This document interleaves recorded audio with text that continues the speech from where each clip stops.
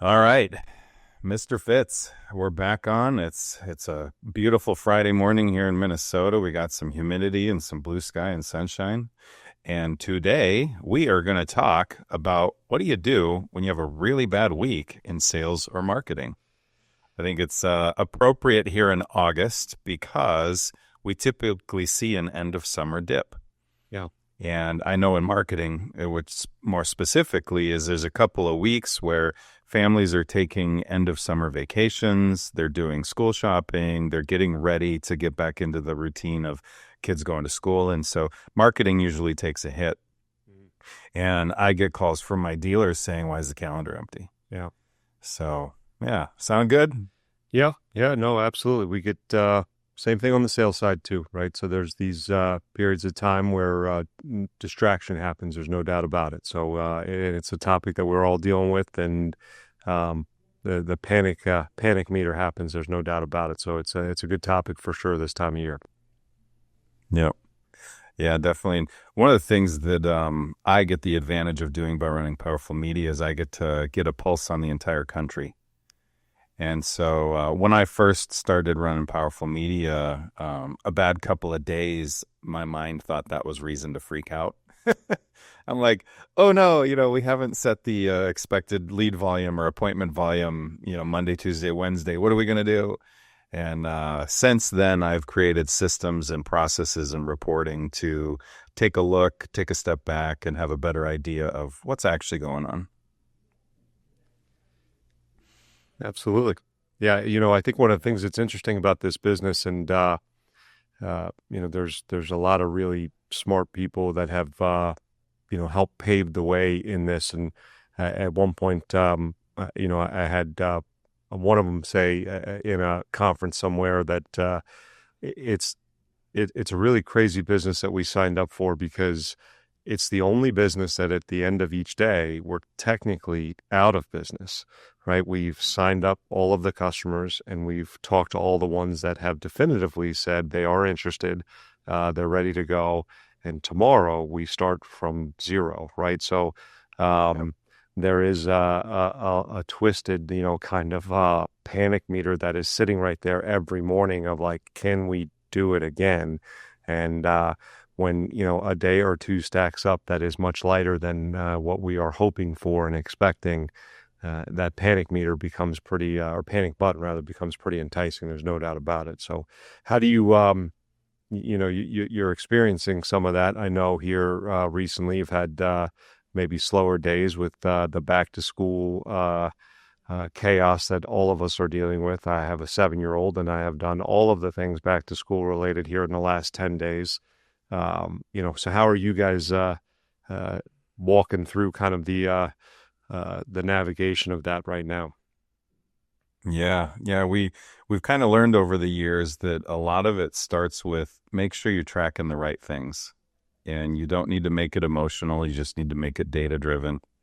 I have a pretty exhaustive spreadsheet called Customer Weekly Data, and it tracks all of the important things we need to know. And it is cost per event, whether it's a message or a lead. It's total ad spend. And we have a rolling average. So we know, is this week higher or lower than last week? And so we know if that number is normal and it's as it should be, then we move on to the next thing, which we track as conversions. The majority of our customers, we do the appointment scheduling for them, and conversion tracking is everything. If cost per lead or cost per message is normal, but conversion goes down, well, what's going on? And so we have a process of just asking questions at each level of the marketing. And if conversion dips, then we go to my team of schedulers and say, what are you guys seeing? Are you seeing misclicks? Are you seeing people that are saying, put it off until after school starts? What are you guys seeing in the messaging side of it or on the phone? And if they say, no, everything's normal, if I get them on the phone, I book them, then we go back to the marketing and the ads and go, cost per conversion or cost per result is normal, but it's not working. So on the marketing side, just, for the listeners that do their own marketing, Meta and Google are changing their algorithms constantly. And what worked last week, Meta might have clicked a button, changed how it works. And so then we go back to the Meta platform and go, did Meta decide that they wanted to put all of my ad spend in front of the wrong audience? Mm. And so people are clicking, but they're not following up. Right. And so it's a interesting process. And I met with my account managers this morning and discussed it because they're like, hey, yesterday was bad. We're not sure what's going on. And I'm like, well, tell me what you see. Right. And they're like, all of the numbers look good, but they aren't. So they're jumping in and chatting with the team members, and they're just making sure Meta's doing its job. Yeah. Sure.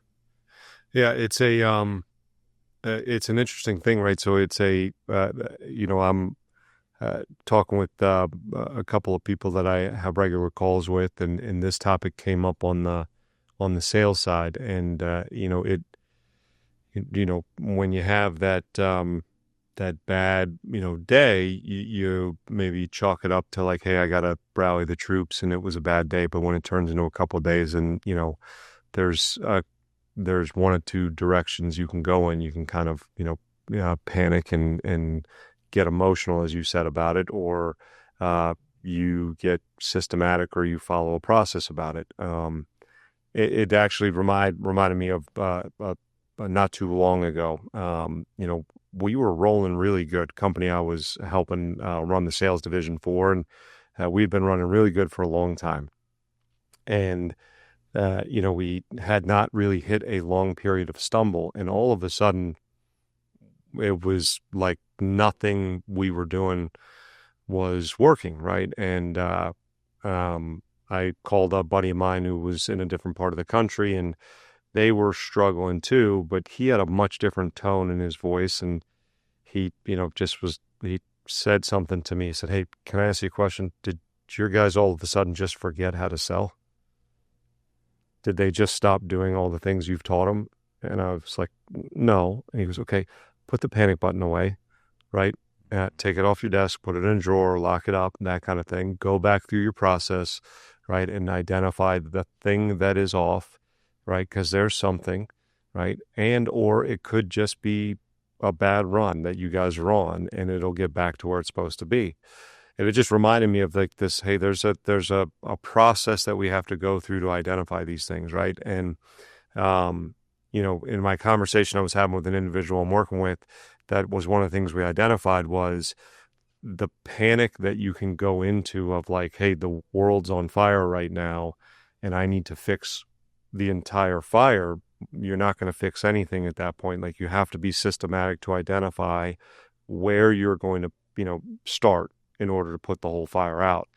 And, looking at it one thing at a time is really the important thing. And I think one of the things that I will say constantly, because there's a wrong side of this too, is that the numbers are the start of your story, and you need to know your numbers inside and out. And I think I've said it before, in our conversations. I had a manager that I worked for at one point that managed solely by the numbers, and I don't think that that's the right way to do it. There's a lot more to the story than just the numbers, but they are the start of your story. They will tell you where to begin, and you have to know what numbers to look at first and where to go from there, right? So if you don't know the 5 to 6 numbers that are critical for your overall business, and then as a manager of a particular department, the 3 to 4 that are critical to the success of your department, then you don't know where to start, and the panic button will never leave your desk, because when things slide, you're going to try to fix all things at once, and it's not going to work. So identifying those things are really important. So you mentioned a couple on the marketing side there. So forgive me, because I got the big dumb sales brain. When you looked at, you mentioned like conversions, those kinds of things. So if you could simplify it down, maybe for some listeners that don't track it in that manner, we got a bad week. your spreadsheet, like if somebody was going to identify the top 3 things that they would look at first, the number that they're looking at first, what would be those top 3 things that you're looking at? Yeah, we definitely do cost per result. Okay. Because you can very easily say, hey, cost per lead for the last month was $80 or whatever the number is. And this week it's 150. Well, that's pretty easy to then go in and go, is it the creative? Is it the placement? Is there something wrong with the ad? And you can track some of those numbers. Meta will give you way more data than you need. And so the majority of what Meta gives you, you don't need to look at. It's not priority.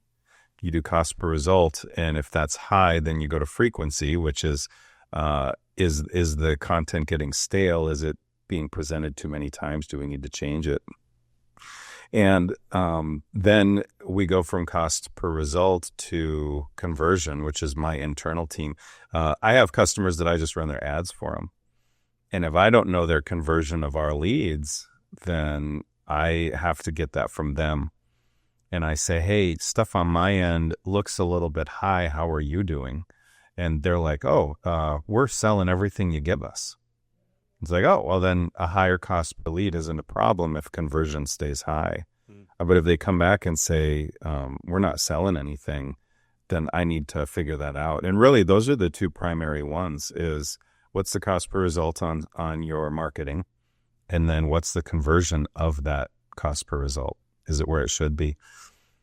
Right. It's a great kind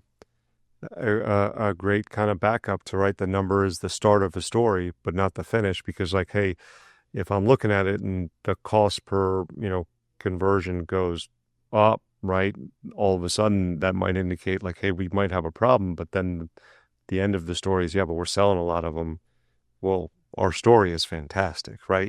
Kind of thing. Yeah. So obviously there's an overcost there too still, but there's a good story that's happening there too. So that's so those are the 2 big ones for you. That makes total sense to me, right? And it's I think one of the things that's interesting there though is when you start there, it gives you perspective maybe on the answers you're going to get too.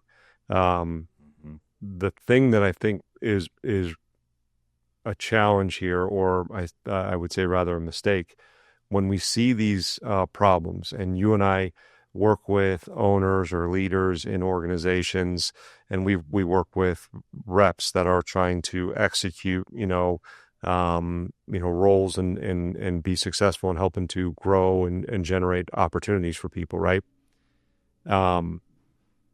If you go directly to those people that are struggling in those moments, the emotion that you get in the response taints the reality of what is actually happening, right? So you have to take it with a grain of salt. And I see that from leaders on a regular basis, right? Well, we're having a bad period of time, week, month, whatever it is. I need to go talk to the sales reps and find out what's going on out there. I need to go talk to the inside sales team and find out what they're hearing on the phone. Well, what's the most common answer you're going to hear? The leads suck right now. Yeah. Well, of course they do, right? Because they're not selling anything, right? So what are they going to do? Are they going to blame themselves or are they going to blame the leads, right? They're going to blame the leads. Of course they are, right? It's a human being. They're not going to take responsibility for maybe the 1 or 2 that they could have got. And yeah, maybe a couple of the leads did suck, right? But not all of them, right? So it's important to start with facts before you introduce emotion. And the hard part as the leader is to try to avoid that emotion for yourself. But in order to do it, you have to have a really strong kind of process that you put in place that almost makes you that robot before you talk to yourself in your own head. And that's what on the marketing side you're doing with those 2 numbers, right? Those are really, really important. So that's pretty cool. Yeah. And there's an attitude shift here, because we've talked about this in other shows where, you are where your attention is. And I can probably say his name on here, Josh Abramson over at Albright. His email signature says Chief Solutionist. Mm. And I actually really like that. And there's a shift from, oh no, we have a problem, to, oh, yes, I'm going to find a solution. And, we've talked about just incremental growth. What does it look like to be 1% better on sales or 1% better on conversion of leads? And so when I have a bad week, I don't get discouraged anymore. I actually get curious, and I anticipate learning something. And I have a quick story that this happened years ago now, probably 3 years ago. My team was converting okay, and we noticed that conversion was just slowly going down. And I think that it was kind of the advent of more prevalent chatbots, more prevalent AI. And so we were getting resistance from customers through our inboxes. And I was like, wait a minute, how do we reply to them? Well, we say, hey, thanks for reaching out. Can I help you? And I said, are you giving them your name, and are you calling them by their name? And, Powerful Media started just a little bit before COVID hit. And everybody that was running a coatings company during COVID thought that this was the gold rush that would never end. People were trapped at home, and the government was giving them free money. And so they couldn't go travel, so they were improving their home. And just money was spent like crazy on home improvement for like 2 years. Oh, yeah. And so as we were coming out of that into 22 and 23, people were starting to be more cautious, more sensitive to how they spend their money, and more concerned about who was on the other end of the conversation. And so we revamped our messaging, and we said, hi, Matt, my name is Jay with Galaxy Concrete Coatings, or with, Polytech of Rochester. I noticed you're interested in a garage floor coating. Can I help? And right away, the keyboard warriors went away. The people that are like, you're a effing idiot and I hate you. And those people went away because they now had a name. Right. And for this stretch, people still ask us once in a while, are you a bot? Are you AI? It's like, nope, I can assure you I'm a real person. And we even offer, and we counter and say, actually, if you want to share your phone number with me, I'll give you a call quick. And so that was one of those things where we watched conversion start to dip. And instead of getting stressed and thinking that it was some problem out of our control, we just got curious. Started saying, hey, this is my name. Nice to meet you. Worked really well. Yeah. It's an interesting thing, right? When, you talk about kind of changing your perspective on, what's in your control, outside of your control. And it reminded me of early in my sales career, I had a friend of mine that I worked with. He was a mentor of mine as well, too. I worked for a company that was, they were geared towards hiring younger guys in their sales staff. And there was a lot of us. And I was one of the elder statesmen. I think I was about 25 at the time on that team. And the gentleman that I am referencing, he was like the oldest guy in the room. He was 27. Wow. And old. We were super old at the time. To be that old again, I would give just about anything, right? But we were in a sales meeting, and there was a couple of guys at the front of the room, and they were like really vocally complaining about the leads that they had been given lately. And it had turned into like a feeding frenzy. And I was doing pretty good at the time, and he was doing really good at the time. And both of us were kind of sitting in the back of the room, pretty quiet, not saying much anything. And he elbows me, and, he goes, how sad is that? And I was like, yeah, I'm glad I'm not, dealing with what they're dealing with. And he goes, no, how sad is it that, that their success isn't their success? And then it's like, what? He goes, well, if they're not selling because the leads are bad, then when they are selling, it's not because they're good. It's because the leads are good. Like, they're not in control of their destiny in any way, shape, or form. And again, as a, old 25-year-old, my mind is blown by the wise 27-year-old sitting next to me. And I was just, wow, man, like, that's a really, really wise, beyond your years, kind of statement there that, You can't have it both ways in that scenario, right? So, and if it can't be as bad as it is or as good as it is, right? Kind of tying it back to what we're talking about here. So if there's something going on where things aren't working perfectly right now, there's got to be something we can figure out to make it work a little bit better, that 1% better, right? In my management style and kind of with that conversation, from a sales perspective and looking at that like process that, you got to go through when things aren't going well, the emotion that gets involved, your reps go through it on the marketing side, sales reps go through it too. Because if I don't sell jobs, set appointments, I don't make the money that I need to make to provide for my family.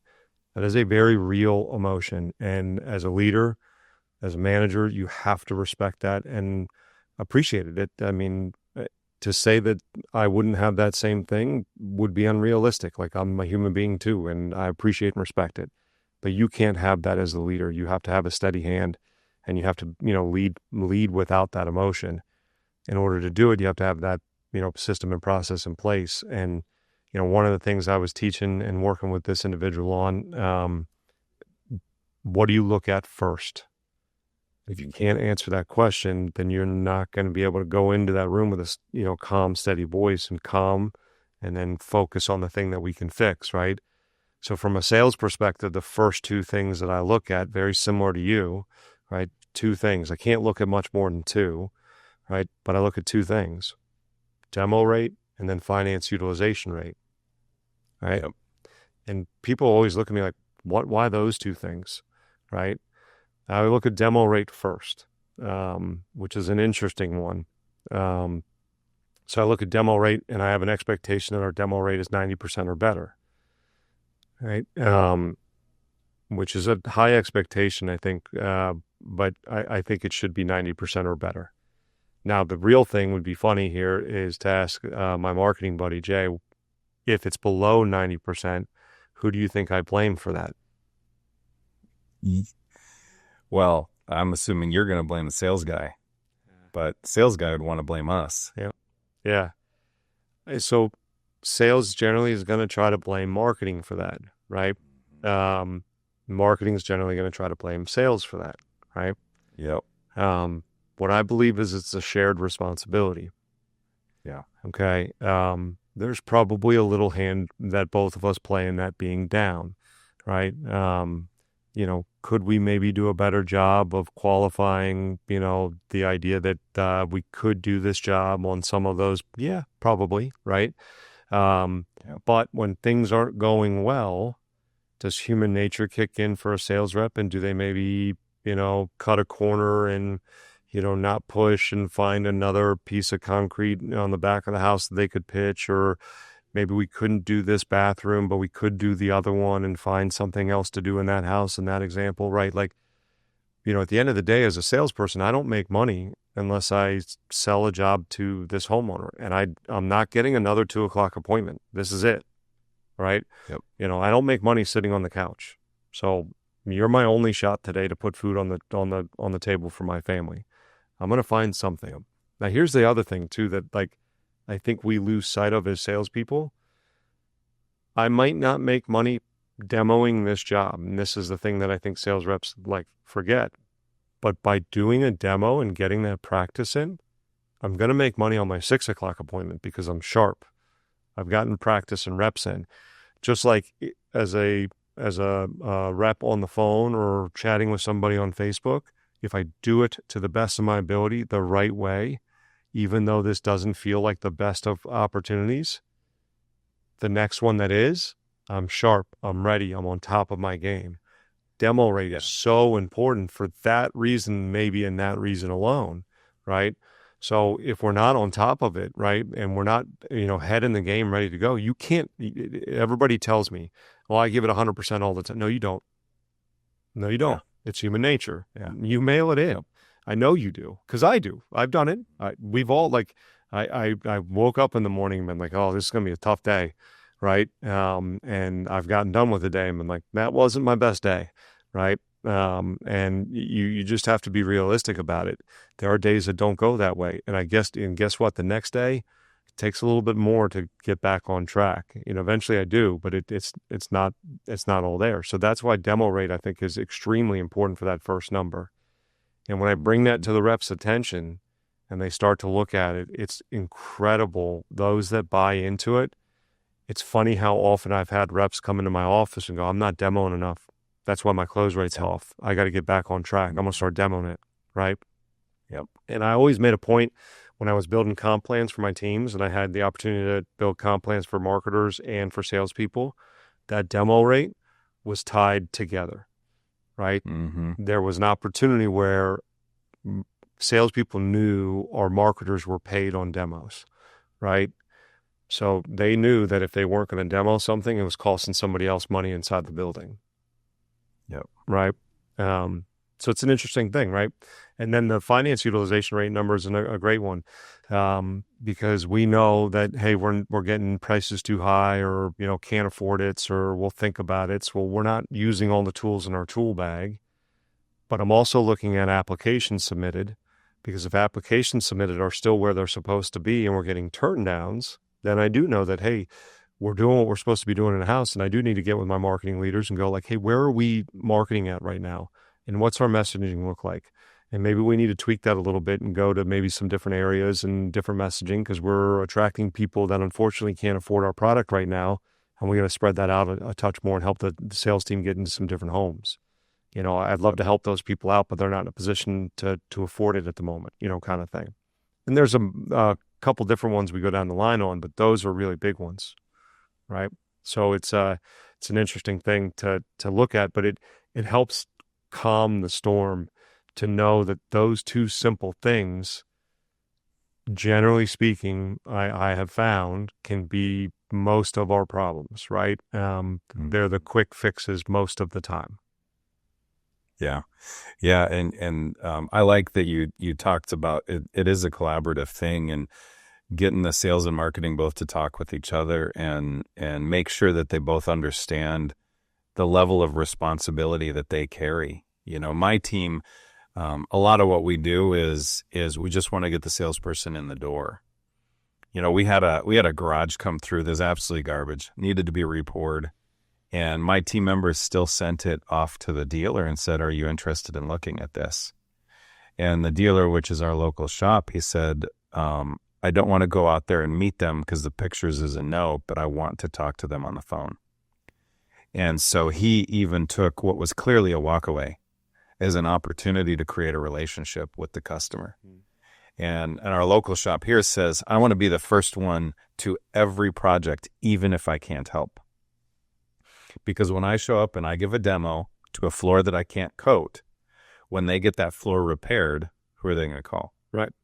They're going to call the guys that show up and made a friend and explain the services and explain the value and all those things that the sales guy does. And so on our end, we do our best to not price condition and not really help the salesperson. Like we want them to show up and make a friend and do a good quality pitch. That's not our job. Yeah. Our job is to say, this is what we do. Are you interested?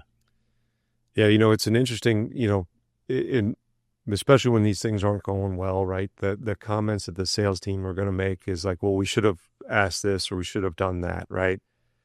There's an unintended consequence that happens from that. And one of the things I will encourage sales and marketing leaders to do is have a regular cadence where a marketing leader sits in with the sales team and vice versa, right? So that there is a transparency and open, communication happens between the two departments, right?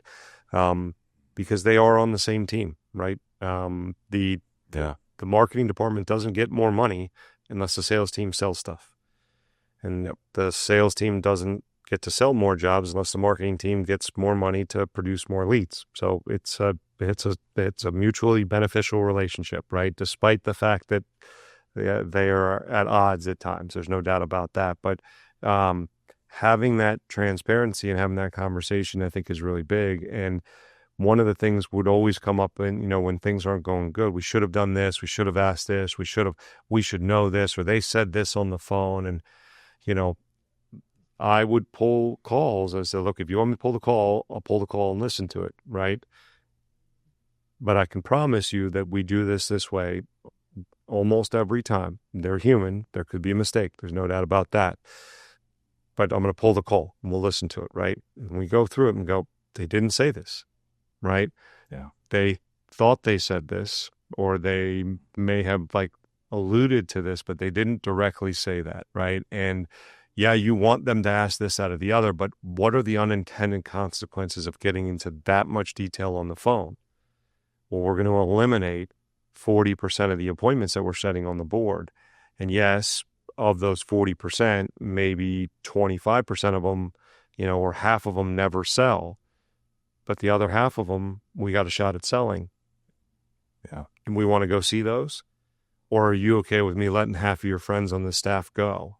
Because we wouldn't need half the people here then, right? So there is a selling too much at the beginning of the appointment, right? Or before the appointment's ever set, rather. So it's a delicate balance that has to happen of giving the warm and fuzzies, giving just enough information to get somebody interested to take the next step of having our people come out to the home, because there's not enough information you can give to what we know salespeople know already, which is they think it's going to cost half of what we have to charge to get this done. You can't build that value in a 5-minute phone call. Yep. So, I would always ask, what would you like them to ask?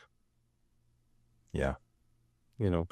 Yeah, we, and it's the language used. Well, I'm just thinking about on our side, most dealers have a project minimum. It's like, hey, for me to pay my guys and to even show up, I need to charge this much. Mm-hmm. And I tell my team, you don't tell the customer no, even when you tell them no. And so you offer solutions. And so when the customer says, hey, I have a 5x5 front porch, my team, instead of saying, unfortunately, we don't work with projects that small, instead of telling them we can't help, we say, we can absolutely help. That's a smaller project than we typically take on. And I wanted to let you know the projects start at this. And we have people that'll pay $2,500 for a 5x5 front step. Yep. They're like, I don't care how much it costs. I'm sick of looking at it. I want it to be pretty. I'm like, great, we'll come out. Yeah. And the sales guys, one of my stories that I like to tell is, here locally in Rochester, they showed up to a similar project that we hadn't asked the size of the porch. It was small, and probably $1,000 job. And it wasn't meeting what they needed. And so the sales guy said, hey, I noticed your neighbor has the same size porch as you. Are you and your neighbor friends? I'm like, yeah, I get along with him. What would you think of us knocking on their door together and getting you paired with them? And when we come out, we do both porches together. I can get you your project done cheaper, and I can actually help you and your neighbor. They ended up selling it. They sold 2 porches. You never know. Yep. Yeah. It's funny you use the word unfortunately, right? And it was a big training point that I had in my last company. We made a decision to limit our scope of work, right? Or, companies that have a job minimum that gets touched on a regular basis. And that's a word that's used on a regular basis because we're trying to be, sympathetic to a homeowner, right? And we're trying to soften the blow. But unfortunately is a way of saying what? I'm sorry. Yeah, I can't help you. Yeah. Yeah, it's a way of apologizing. Mm-hmm. Absolutely not. Eliminate it from your vocabulary in this scenario. Why, unfortunately? This is what it cost to get it done, right? Or this is the best way to get it done, right? Don't apologize for the way you do work. Yep. This is what it takes to get a really great job done, right? So unfortunately, we can't apologize for anything. And, you got a customer issue or something along those lines. The second you start apologizing for things, all of a sudden it is a bad scenario to be in. You are in the wrong completely, right? And you're working an uphill battle, right? The unfortunately's or the I'm sorry's means that this is a bad situation and there is no recovering from that, right? So it is, yeah, we'd love to help you with that. It's a smaller project than we normally take on, but we would be happy to help you with that. It puts it into a positive light, right? That, hey, this company that normally does bigger things and does it at a really great way is going to take on this small, like my small job. That's a great thing, right?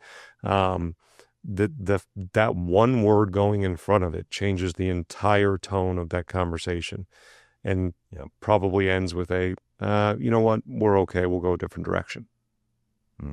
It's wild, right? Yeah. And you also touched on the feeling, what you perceive the customer to feel. Empathy is the ability to feel the other person's emotions. Empathy that isn't healthy is assuming you know how they feel. And it's well, if I was in your shoes, I would feel this way. It's like you don't get to assume anything. What you get to do is present the best option. I talk to my team about it a lot. We love working with Pentec because it's nice to, with confidence, say, if you want the best product on the market, we're who you go with. And you get what you pay for. Right. And so when we have people say, oh, I had a guy bid my, 2-car garage for $1,500, it's like, great, go with them if you want cheap. We'll talk to you in a year when it fails. And because it is tough on price. My team deals with it too. You can't give us pricing online. No, it's dangerous to say stuff online. You're going to have people come back and throw hate in your comments. And so we say, you know what, the best solution is to have somebody come out and take a look with you. Yeah.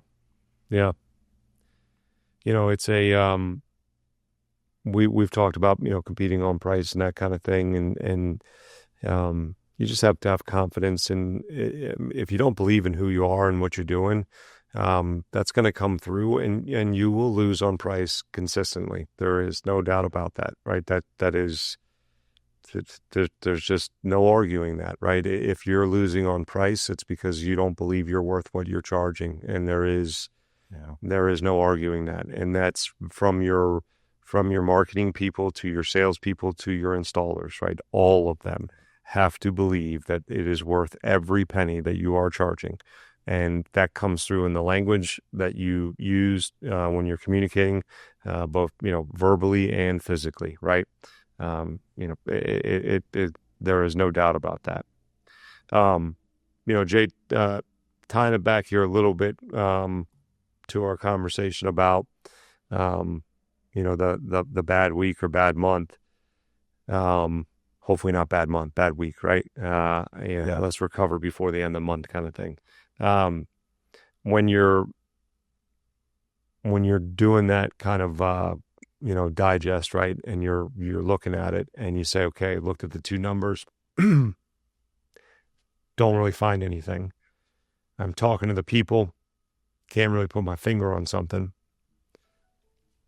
I got nothing, right? I can't really find a giant hole or something along those lines. It's maybe just a little bit of a funk or a time of year or something along those lines. But the, team needs something, right? Like, talk to me about, what you think at that point or what's critical for a leader at that point. Yeah. And I'm glad you shifted it back that way. We were talking about, believing in your product. I think that the leader can very easily come in and readjust the tone and shift it from discouragement to opportunity. And on our end, we have probably tens of thousands of leads now over the last 6 years where we will reach out to our team members and say, hey, I understand it's slow on the fresh lead side. So I'd love you guys to jump into some of the older conversations and just start reaching out to them. And that's the best thing you can do when the fresh leads aren't working out. And it isn't a stressful thing. You talk about a bad month. Typically on our end, a week isn't a problem. 2 weeks, there's a trend. And at 2 weeks, there's something to solve for sure. Mhm. But in 1 week, nah, not a big deal. And so then I usually jump in. I communicate with my whole team through WhatsApp, and I'll grab a GIF that's a silly GIF and share it with the team about being discouraged, and just say, hey, I understand it's a slow week. You guys are doing great. Anybody out there that gets a win, share it here and let's hear about it. And so we shift the focus over to, yeah, it's slow, but we're doing our jobs well. Mm-hmm. Yeah. Yeah. I think it's not any different on the sales side. I was, I was talking with a client of ours, and I said, you might go through this whole process and kind of sit down and look at everything you've gathered as far as information and be left kind of grasping at straws of like, I don't have this great path forward to like, this is the lever we're going to pull and all things are going to be fixed. And that's going to leave you with a bit of a, pit in your stomach of like, oh shoot, what are we going to do? Right. And again, because your role as a manager is to like make sure it doesn't turn into 2 weeks. Right. The good news is like there isn't a lever to pull. So it's probably just a week, but they still need to hear something from you. They still need to feel something from you, because the emotion that they're feeling, they'll carry into next week and maybe turn it unintentionally into 2 weeks. Right. And then you do have a problem that is going to be created. So, you have to walk into a room with a ton of confidence and that you have found something, whatever it might be. And it may just be that it's emotion, right? One of the things I would say is that, I would get calls from the reps occasionally, and, at the end of my time as, vice president of sales and marketing, I still had some reps that would call me, and they would call me just very specifically for one reason. And this was, on the ride home from an appointment or something along those lines. They're struggling, and they know I'm going to ask them one question. They go through, I'm hitting this, I'm hitting that, blah, blah, blah. And they go ahead, ask me the question. I'm like, why are you still calling me for me to ask you this question? I'm like, I just need you to ask it. And I'm like, okay, are you having fun? Yeah. They're like, no, I'm not. Okay. What do we got to do to start having some fun? Because it's a pretty fun job, man. Like, you get to see some crazy stuff, meet some wild people, hear some really cool stories. Like, it's the only job on the planet where you're going to, like you said, you're going to have one person, MF you on a screen, and then the next person's asking you if you want to come date their granddaughter, right? On the phone, right? Like, you meet all walks of life, and, you get, gifts when you go into the home, and, see cool things on the walls. And like, it's just, I've maintained that this is like the best kept secret in America. The fact that we get to like just meet all the people in your community and interact with them. Go have fun. Like, stop worrying about the end result and go have some fun. And it's amazing how that little thing can turn it around for guys. And so that, again, that was a conversation I'm having here, which is like, you may at the end of this, you find that you're having a bad week, and it's just an emotion that's going through your team, and you got to go in and find a way in your next sales meeting, find something to work on, right? Some sort of kind of part of your process to work on, but make it a fun activity. Like, get them excited, light, forgetting about the bad couple of days that started the week, and get their mind back on track that you didn't forget how to do this, and you're going to be fine. And then we're going to get back to doing what we normally do, right? And that you're not panicked about it, because they're panicking about it, because their paycheck's getting smaller by the day. And that they're going to make a big comeback, and that paycheck's going to be right back to where they expect it to be. So have some fun, make a friend, right? And the sales will come as a result. Yeah. Yeah. On our end, my team members work remotely. I have them working across the country. And so making sure that WhatsApp channel is wide open for everybody to throw comments in and pictures in and stuff like that is important. You need to celebrate. And I always ask the dealers that I work with to share their wins with us, because we translate that to our team members. We had one guy, he communicated with the Denver Broncos stadium. massive, massive project. Yeah. And he's like, if they sell that, I want a part of the commission. Yeah. Like just kind of the fun excitement about, I have talked to some crazy project opportunities and people, and I want to be included in the entire process. Yeah. And celebrate that. And so whenever I can celebrate the wins with my team, I do. Yeah. If you don't have if you don't have a board, or a text group that your sales reps text, like when they sell a job, like immediately after they sell it, I think you're doing your team a disservice. That's a huge momentum builder, right? You can see it when you're having a good day, that starts off pretty good. Man, all of a sudden that energy picks up and it's just boom, boom, boom, boom. And all of a sudden, like it's selling day, and everybody on your team just has this energy when they're going to walk up to the next house that like everybody's buying today. So like, this is my chance that this person is buying, like, because the energy's in the air to buy something today. I don't know what it is, but everybody's signing paperwork today. And it doesn't matter what I do, I'm getting a job today. I highly encourage that. And sharing it with your marketing teams is huge too, especially you got events reps that are in the field, right? I always thought that was a good thing. You got a home show going on and a home show lead was set in the morning and it sells that afternoon. Like they need to know about that, because they got another 2 hours on their feet at that home show. Let them know, hey, push to get 3 more across the line for tomorrow morning because you just sold one. Let's go. That's awesome. Thanks, guys. Yeah. That's good stuff. Yeah. Cool. Well, we've been chatting for a while here, so why don't we kind of close this out and maybe give our listeners a couple of challenges for sales and marketing. You want to go first with sales? Yeah. I think, one of the things here is I had actually I talked to him today. I hadn't talked to him in a long time, but a really good friend of mine, and he used to talk about kind of his mindset of 3 of 10, right? And my job is to sell 3 out of every 10 that are out there. But if I sell 2 of 10, does that make me a terrible sales rep? No, right? If I sell 4 of 10 next 10, does that make me the world's greatest sales rep? No. And what was important about that mindset when we were training new reps coming in was that consistency was the key, right? Consistently being 3 out of 10, not getting too high and not getting too low is critical, right? It's never as good as it is, and it's never as bad as it is. And I think that timing is funny that I talked to him today, because I think that is a really good thought process for what we're talking about and some of the conversations I've had this week, right? Bad weeks are going to happen. Great weeks are going to happen as well too.